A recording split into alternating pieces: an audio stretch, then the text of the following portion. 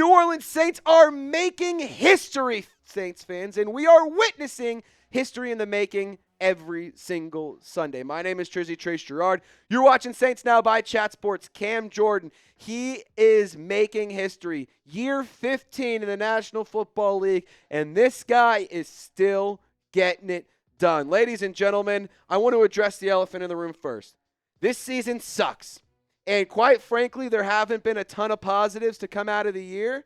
That being said, a big one is seeing how Cam Jordan has played this season. He has gotten so much better in year 15 than he was in year 14 and in year 13. We're going to dive into all this and then some, but let's show some love to Wham Bam, thank you Cam, levels to this guy. He has now 17th, tied for 17th in sack history. All-time sack leaders. He's tied with Rickey Jackson, other Saints legend. Pretty cool. For what it's worth, under 28 total sacks throughout his career. He has 6.5 this season. Pretty cool. And I'll tell you right now, he's logged 30 games with 2 or more sacks throughout his entire career. Really interesting note here, only 20 other players in NFL history have ever done that.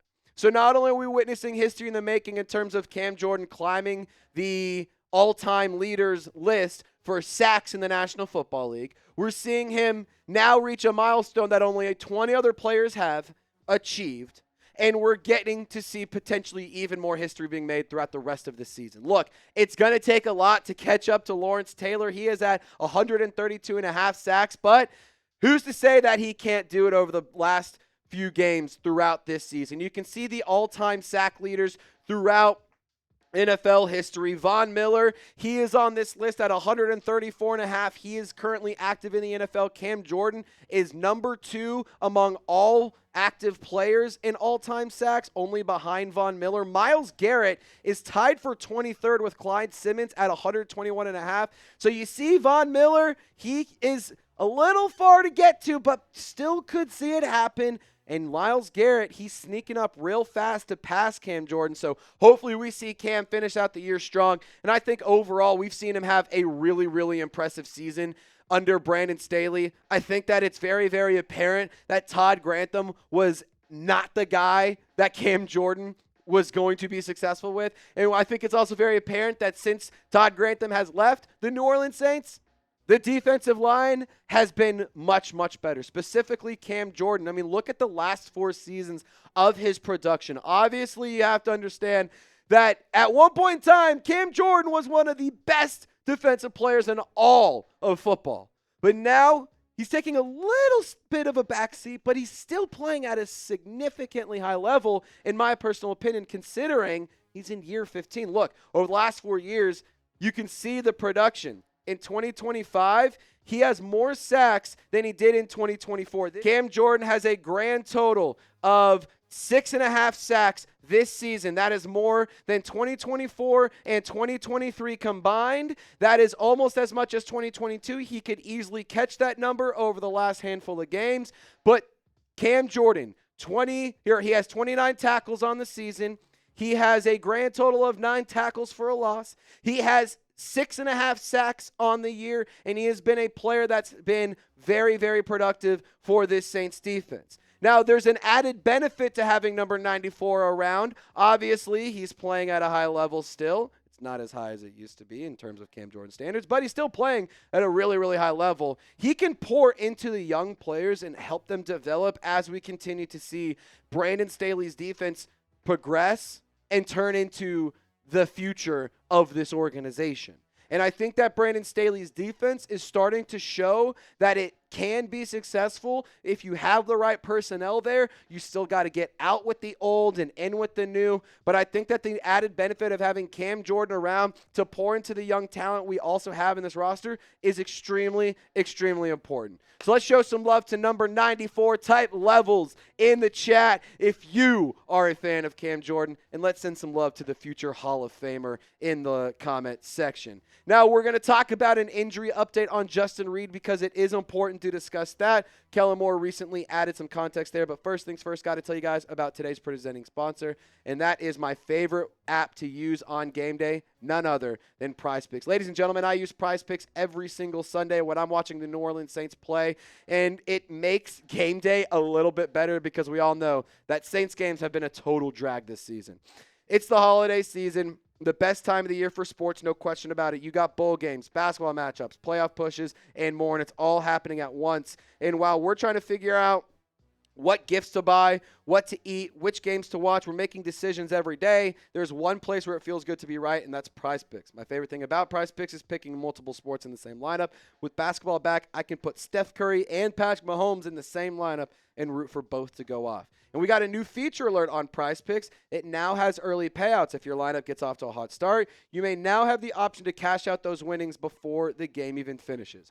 For the SEC Championship, we're going to see Alabama versus Georgia for the umpteenth time in a row. But here's a lineup to try to win some money. $20 wins 80 if you follow these picks over on PrizePicks. Jeremy Bernard, find the end zone once. Gunnar Stockton, more on his passing yards. Ty Simpson, more on his passing yards. I think that both of these offenses are going to have a crazy day. And I think that both of these teams have a lot to prove because they have college football playoff implications on the line. Now, if you want to fade the picks, you want to tail the picks, don't care what you do, just make sure it's with PrizePicks. Download the app today and use code CLNS to get $50 in lineups after you play your first $5 lineup. Shout out to PrizePicks, where it's always good to be right. You can use code CLNS to get $50 in lineups after you play your first $5 lineup. Click the link in the comments and description of this video to get started today.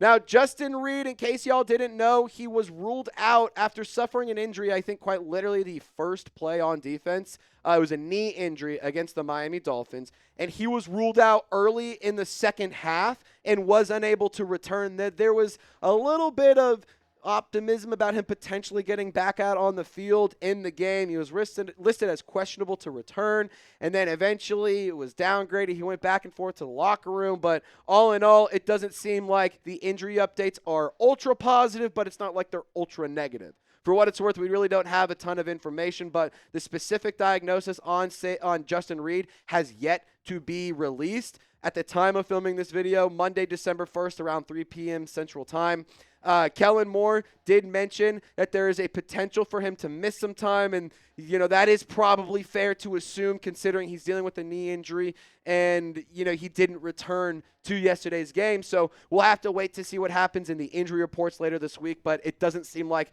Justin Reid right now doesn't seem like there's a ton of confidence that he will be available in the next few weeks. Now, Reid has been, in my opinion, somebody who's been a little hot and a little bit of cold. A lot of fans have been frustrated at times, but a lot of fans have also been happy at times with what Justin Reid has been doing. And I don't think that he has been somebody that's been a game breaker for the New Orleans Saints, but I think he's been a consistent piece, and he's been a pretty, I wouldn't say super reliable, but fairly reliable player on the defense. He's been excellent in helping stop the run. He's had some good moments in pass coverage. He had that pick six against the Falcons, which was absolutely awesome. But with Justin Reid, I do think that there is reasons to be optimistic if you don't have him on the field moving forward. You did get to see an increased usage of Jordan Howden and Terrell Burgess against the Miami Dolphins, and the snap counts were much, much higher for Jordan Howden than they were for Terrell Burgess against Miami. Now, Jonas Sanker, obviously, he is going to be the starter, and he is the starter next to Justin Reid. But if Reid can't go, I expect Howden to take over just because he had more snaps than Burgess. And I do think that both of these players have been really, really good when they've been given the opportunities. Burgess had a couple clutch pass breakups. Howden has been making plays throughout the season when his name has been called on. So I'm eager to see more from these players, and I've been really excited to see these guys make the most of their opportunities. And I'm not the only one who has been impressed. I think Kellen Moore has been impressed with the safeties. You can see that based off of how he talked about them in the media availability on Monday afternoon. Kellen Moore was asked, what do you think about these guys considering Justin Reid may miss some time? He's been impressed with Jordan Howden and Terrell Burgess. He said, look, I've been really impressed. These guys have been prepared all year long, and they prepare like pros. They do all of the stuff on special teams that has a huge positive impact on our team. when their opportunity is called upon, they seem to make plays every single time out there. Now, don't forget, Jordan Howden had that scoop and score touchdown in the red zone against the Giants to put some more points on the board. Absolutely electric. He's made plays throughout his career when his name has been called on, but he's been sort of buried on the depth chart. And Terrell Burgess, a fairly newer addition to the Saints roster, at least compared to Howden. He's been around for quite a bit, but with Terrell Burgess and Jordan Howden, I'm eager to see more. Like, I like to find the silver linings in things whenever there is a bad situation, try to find the positive in it. If Justin Reid has to miss some time, which it sounds like he probably will, I think that you have some really interesting players in Jordan Howden and Terrell Burgess that you can learn a lot about. You can find out if they're a part of the long-term future, and if not, then that's okay. You at least learned something about your roster moving forward, and that's what the entire season is about. Learning who is a part of the future, what works, what doesn't work, getting your identity, and building for the long term.